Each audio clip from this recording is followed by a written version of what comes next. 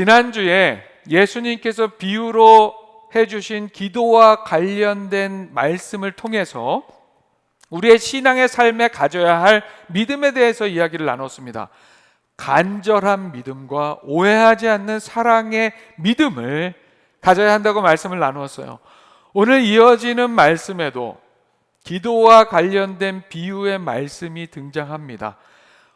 오늘 본문에서 예수님께 하시는 이 말씀의 1차 대상, 그 대상을 특정해서 말씀을 전해 주십니다. 그 대상이 누구였습니까? 바로 자기를 의롭다고 믿고 다른 사람을 멸시하는 자들이었습니다. 자기는 의롭다고 믿고 다른 사람들은 멸시하는 자들. 오늘 본문은 그래서 이렇게 시작합니다. 9절의 말씀이죠. 또 자기를 의롭다고 믿고 다른 사람을 멸시하는 자들에게 이 비유로 말씀하시되. 꼭 오늘의 본문만이 그런 것은 아닙니다. 하지만 생각해 보면 우리에게 말씀을 주시는 하나님의 은혜가 너무도 놀랍고 감사합니다. 지금 우리가 깊이 있게 생각하지 않고 그냥 쉽게 생각을 해봐도 자기를 의롭다고 믿고 다른 사람을 멸시하는 자들이 어떠한 삶을 살아가는 사람들인지 우리가 잘 알 수 있습니다. 여러분, 자신은 의롭다고 믿고 다른 사람을 멸시하는 사람이 누군가 있다고 한다면 여러분, 그분이 막 기다려지고 그분을 막 만나고 싶고 막 함께 이야기 나누고 싶고 그런 생각이 드시나요? 그렇지 않습니다. 인간적으로 생각해 보면 상종하고 싶지 않은 부류에 속하는 자들입니다. 그리고 그런 마음은 이 땅에 우리와 같은 육신을 입고 오신 예수님께도 별반 다르지 않을 수 있었습니다. 그럼에도 불구하고 예수님께서는 제자들 이외에도 정말 이것저것 많이 막 알려주고 싶고 이야기해주고 싶고 가르쳐주고 싶은 그런 제자들, 그 제자들 외에도 이렇게 실상은 마주하기 싫은, 이미 예수님과도 많이 이런저런 이야기로 척을 지고 있는 이 사람들을 위해서도 뭐 예쁜 구석 하나 어디에 있는지 발견되지 않는 이런 사람들을 위해서도 친절하게 그들이 깨닫고 돌아올 수 있도록 말씀을 주십니다.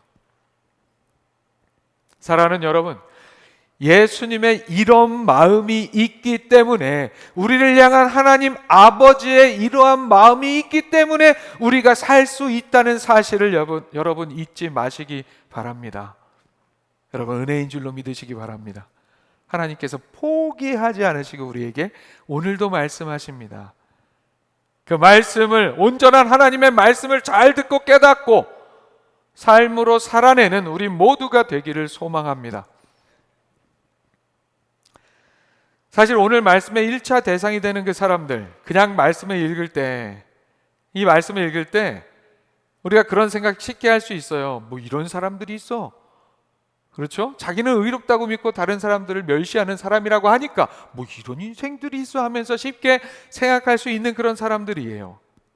그러나 한 번 더 돌아보면 자기를 의롭다고 믿고 다른 사람을 멸시하는 자들과 오늘을 살아가는 우리의 삶의 모습이 얼마나 큰 차이가 있을까요?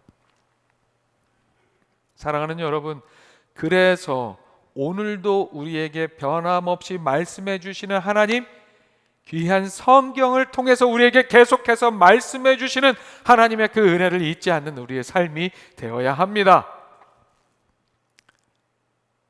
자기를 의롭다고 믿고 다른 사람들을 멸시하는 자들과 별반 차이 없는 오늘의 삶을 살아가고 있는 우리에게 오늘 본문을 통해 주시는 하나님의 말씀으로 오늘 설교 제목처럼 하나님께 인정받는 우리의 신앙의 삶이 될 수 있기를 소망합니다. 자, 그렇다면 오늘 본문에서 이야기하는 하나님의 인정을 받는 삶이 되기 위해서 우리에게 필요한 것은 무엇일까요? 화면 보시고 함께 읽어보겠습니다. 시작. 의인병에 걸리지 말아야 합니다. 하나님께 인정받는 신앙의 삶이 되기 위해서 우리는 의인병에 걸리지 말아야 합니다. 사랑하는 여러분, 하나님 앞에서 사람을 두 종류로 나누어 볼 수 있어요. 특별히 죄라는 것을 기준으로 해서, 죄라는 것을 주제로 해서 우리 사람을 두 가지로 분류할 수 있습니다. 어떻게 분류할 수 있을까요? 이런 질문이 우리에게 주어지면 하나님 앞에서 사람을 죄의 기준에 의해서 두 가지 종류로 나눈다고 하면 그게 정답은 아니지만 우리가 쉽게 생각하는 것이 바로 의인과 죄인이라는 분류입니다. 그렇죠? 의인과 죄인. 자, 예수님 당시에 자신들이 스스로 가지고 있었던 자신들만의 기준으로 죄와 관련해서 인생을 그렇게 두 종류로, 정답이 아닌 두 종류, 의인과 죄인으로 분류하고 또 그 가운데 자신들 스스로는 의인이라고 여기는, 그래서 의인의 범주에 속한 자신들 외에는 다 죄인으로 분류하는 사람들이 있었습니다. 바로 바리새인으로 대표되는 당시의 종교 지도자들이었습니다. 오늘의 예수님의 비유의 말씀은 그래서 이렇게 시작됩니다. 두 사람이 기도하러 성전에 올라가니 하나는 바리새인이요 하나는 세리라. 예수님의 비유의 말씀에 등장하는 이 두 사람은 당시에 하나님의 진정한 말씀으로의 율법이 아닌 인간들이 해석하고 덧붙인 율법주의, 이 율법주의에 의해서 의인과 죄인으로 분류되는 대표적인 사람들이었습니다. 의인에 속한 바리새인, 죄인에 속한 세리였습니다. 당시에 많은 사람들은 그 둘을 너무나도 당연하게 그렇게 분류했습니다. 구분했습니다. 그러나 그게 맞는 구분이었을까요?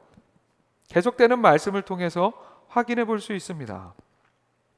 이 두 사람이 같은 목적을 갖고 성전에 올라갑니다. 이 두 사람이 성전에 올라간 같은 목적은 무엇이었습니까? 기도하기 위함이었습니다. 그러나 목적은 같았지만 이 의인과 죄인으로 분류되는 서로 다른 인생의 모습만큼이나 이 두 사람의 기도의 자세와 기도의 내용 또한 서로 달랐습니다. 먼저 스스로를 의인으로 여기는 바리새인의 기도는 이러했습니다. 바리새인은 서서 따로 기도하여 이르되 하나님이여 나는 다른 사람들 곧 토색, 불의, 간음을 하는 자들과 같지 아니하고 이 세리와도 같지 아니함을 감사하나이다. 나는 일해에 2번씩 금식하고 또 소득의 11조를 드리나이다 하고.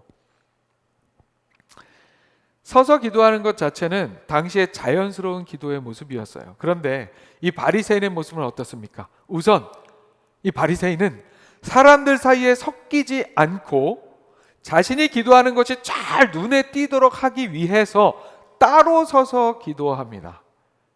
군중의 한 사람이 되지 않기 위해서 따로 서서 기도합니다. 그리고 시작한 그의 기도는 자화자찬으로 이어집니다. 자신은 토색, 즉 탐욕에 빠져 있거나 불의, 간음에 빠져 있는 자들과 같지 않고 또 당시에 바리새인들이 특별히 죄인이라고 여기는 이 세리를 콕콕 짚어서 자신은 세리와 같은 죄인이 아니어서 감사하다고 기도합니다. 하나님이 자신에게 어떤 은혜를 주셨는가에 대한 감사가 아니라 이 감사는 감사가 맞는 것 같은데 좀 이상한 감사죠. 자신이 스스로 완벽하게 살고 있는 것에 대한 감사입니다. 뭔가 좀 이상해 보입니다. 그리고 계속되는 기도는 자신이 일주일에 2번씩 금식하고 또 소득의 11조를 드린다는 고백이었습니다. 사실 구약의 말씀에서 규정하고 있는 의무를 지우는 금식은 이런 잦은 금식이 아니었습니다. 일주일에 2번씩 하는 그런 잦은 금식이 아니었어요. 각자가 상황에 맞게 금식을 할 수 있지만 율법에서 규정한 금식은 1년에 한 번 대속죄일에 하는 금식이었습니다. 그리고 지금 자신은 소득의 11조를 드린다고 그렇게 고백을 하고 있는데요. 이 소득의 11조를 드린다고 하는 문구의 원어적 의미를 보면 이것은 그저 이렇게 한 달에 월급 받는 이 소득의 11조를 철저히 드린다는 그 뜻을 넘어서서 나에게 주어지는 모든 재산에 대한 11조를 철저하게 바친다고 말하고 있는 거예요. 무슨 말입니까? 율법이 요구하는 것보다 더욱더 철저하게, 율법이 이야기하는 것보다 더욱더 풍성하게 율법을 지키고 있는 자신의 삶을 드러내고 자랑하고 있는 상황입니다. 결국 이 바리새인의 기도는 하나님의 은혜에 감사하거나 자신의 부족함을 아뢰면서 하나님의 도우심과 긍휼을 구하는 그런 기도가 아니라 그저 자화자찬, 나 이렇게 잘났소 하는 그런 내용의 기도였습니다. 아주 화려한 자기 자랑이죠. 그런데 그와 대비해서 당시 사회 종교적으로 죄인의 취급을 받고 있었던 세리의 기도는 어떤 기도의 자세였고 어떤 기도의 내용이었습니까? 13절의 말씀이죠.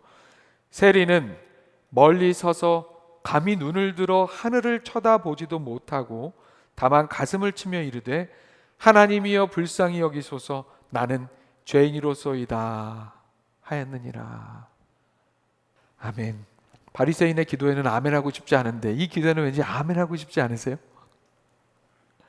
말씀 당시에 세리는 로마에 고용되어서 동족 유대인들로부터 로마를 위한 세금을 걷는 사람들이었습니다.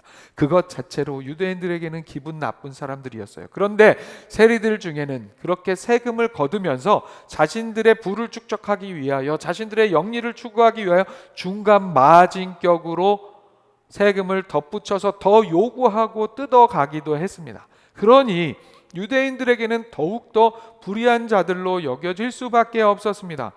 객관적으로 볼 때에 정말 바리새인처럼 하나님 앞에 나와 자랑할 것이라고는 어떤 것도 없어 보이는 그런 삶이었습니다.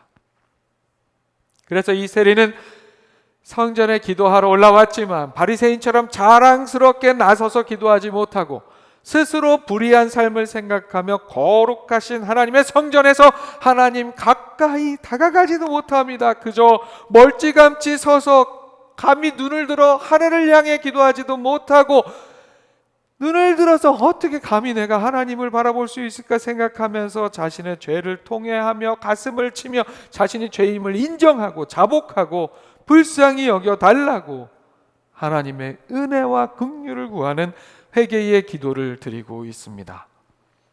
세례의 기도는 하나님 없이는 나는 살 수 없다는 믿음의 고백이었던 거예요.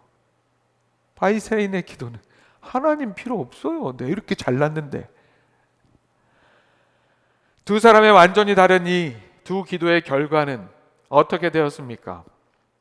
어떤 기도를 하나님께서 기뻐 받으셨습니까? 예수님께서는 이렇게 말씀하십니다. 14절 전반부입니다. 내가 너희에게 이르노니 이에 저 바리새인이 아니고 이 사람이 의롭다 하심을 받고 그의 집으로 내려갔느니라. 아멘. 바리새인이 아니고 이 사람, 세리. 사랑하는 여러분, 자화자찬에 자기 자랑만 늘어놓았던 교만의 기도가 아니라 스스로 죄인임을 자각하고 고백하며 하나님의 긍휼의 은혜를 겸손하게 구했던 기도를 하나님께서는 인정해 주셨습니다. 스스로 의인이라 자랑한 바리새인이 아니라 스스로를 죄인이라고 고백한 세리가 하나님으로부터 의롭다고 인정을 받았습니다. 사랑하는 여러분, 이 비유의 말씀은 우리에게 무엇을 이야기하고 있습니까? 우리의 인생이, 우리의 삶이 하나님 앞에 죄를 주제로 해서, 죄를 기준으로 해서 의인과 죄인으로 그렇게 두 부류로 나누어지는 게 아니라는 말씀입니다. 우리의 삶은 죄의 기준에 의할 때 의인과 죄인으로 구분되지 않습니다. 우리는 모두 다 너나 할 것 없이 다 같은 죄인입니다. 우리는 너는 의인이고 나는 죄인이야 할 거 없어요. 우리는 모두 다 죄인입니다. 하지만 같은 죄인으로서 그 가운데 두 종류의 죄인으로 구분이 됩니다. 하나는 자기의 죄를 알고 깨닫고 인정하는 죄인이고, 하나는 자신의 죄를 모르는, 인정하지 않는 죄인입니다. 그러니까 자신의 죄를 아는 죄인과 모르는 죄인, 이 두 가지 인생으로 분류가 됩니다. 우리는 다 죄인이에요.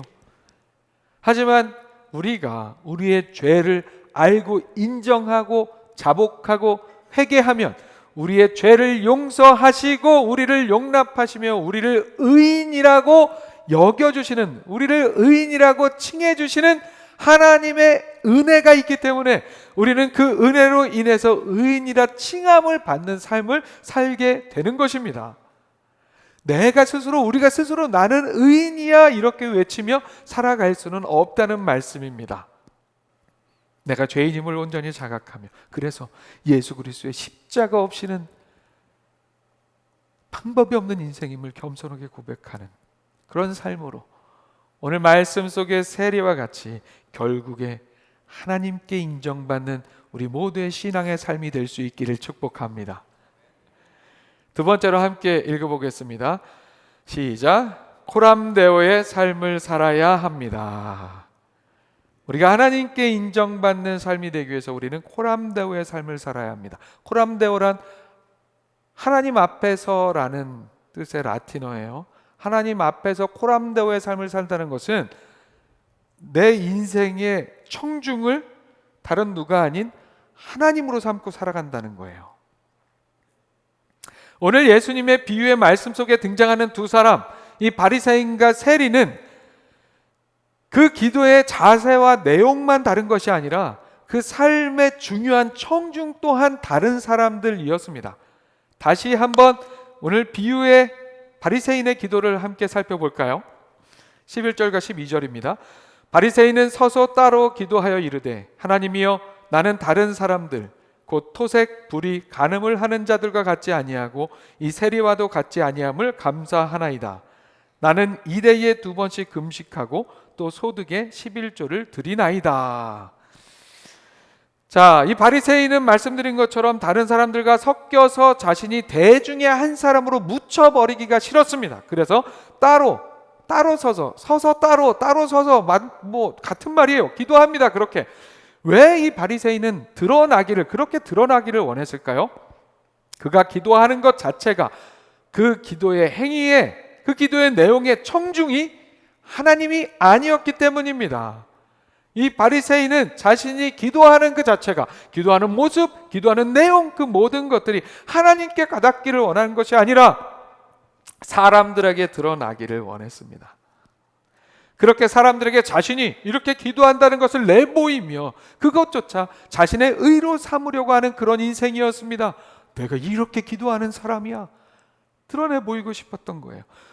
기도의 행위뿐만이 아니라 기도의 내용도 마찬가지였습니다. 기도를 통해서 그렇게 잘난 척 자랑질을 한 것은 실상 하나님을 향해서 자랑한 것이 아니었어요. 오늘 비유 속의 기도를 하는 바리새인의 기도의 청중은 처음부터 하나님이 아니었습니다.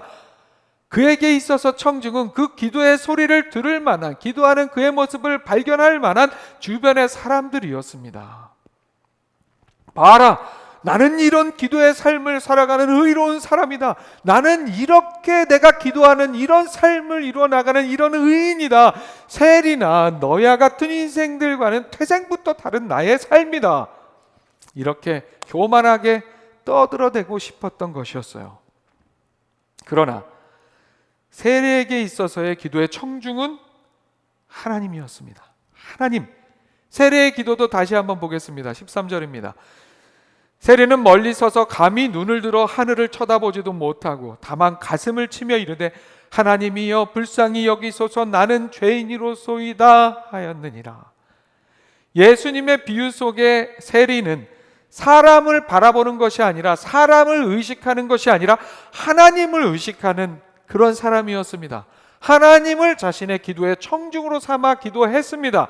그래서 하나님께서 지금 자신을 바라본다고 생각하니까 죄인인 자신이 너무도 부끄러워서 죄송해서 성전의 안쪽 밖으로 들어가는 것도 송구했습니다. 하나님을 청중으로, 하나님을 그 대상으로 기도하려니 감히 눈을 들고 하늘을 바라보지도 못했습니다. 그래서 그냥 자신의 그 불의한 모습이 안타까워서 가슴을 치며 하나님께 죄인인 자신을 긍휼히 여겨달라고, 용서해달라고 그렇게 회개하는 기도를 드렸습니다. 이렇게 이 바리새인과 세리 두 사람의 기도는 그 자세와 내용뿐만이 아니라 그 청중에 있어서도 완전히 다른 기도였습니다. 어떤 기도가 올바른 기도인지는 삼척동자도 다 알 수 있는 그런 말씀의 이야기입니다. 자, 예수님께서는 이 두 사람의 기도 중에서 세리의 기도가 하나님께 응답받고 하나님께 의롭다 하심을 얻어 인정받는 기도가 되었다는 것을 말씀해 주셨어요. 그리고 거기에 덧붙여서 이 말씀을 하십니다. 14절 후반부의 말씀입니다. 무릇 자기를 높이는 자는 낮아지고 자기를 낮추는 자는 높아지리라. 아멘. 자, 기도의 비유의 말씀 마무리에, 기도에 대한 비유의 말씀 마무리에 이런 이야기, 자기를 높이는 자는 낮아지고 자기를 낮춘 자는 높아진다는 이런 말씀을 덧붙이신 이유는 이 말씀의 영적인 교훈이 단순히 기도에 국한된 것이 아니라 그것을 넘어서는 의미를 담고 있기 때문입니다.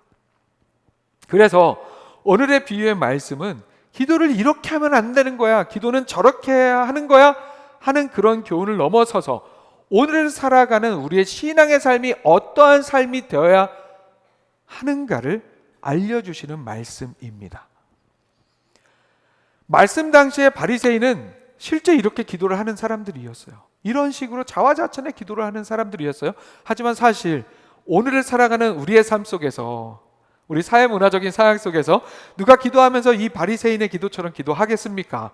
아무리 교만한 사람이라도 이렇게 대놓고 자화자찬하는 기도는 잘 하지 않습니다. 그렇죠? 하지만 안타깝게도 이런 워딩에 이런 단어를 쓰는 기도는 하지 않지만 우리는 안타깝게도 우리의 삶을 통해서 이런 자세, 이런 삶의 모습을 보일 때가 너무도 많이 있어요. 삶으로 드러내는 거예요. 이 바리새인과 같은 기도의 모습을. 사랑하는 여러분, 하나님 아버지를 우리의 삶에 가장 의미 있고 가장 중요한 청중으로 삼아 살아가는 우리의 삶이 되기를 소망합니다.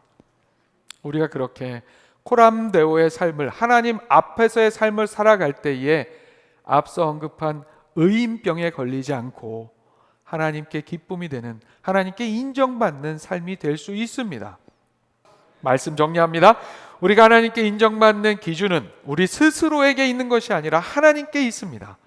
우리는 의인과 죄인의 삶으로 나뉘는 것이 아니라 우리는 모두 죄인입니다. 하지만 그 안에서 죄를 아는 죄인, 죄를 모르는 죄인, 우리는 어떤 삶을, 어떤 죄인의 삶을 살아야 합니까?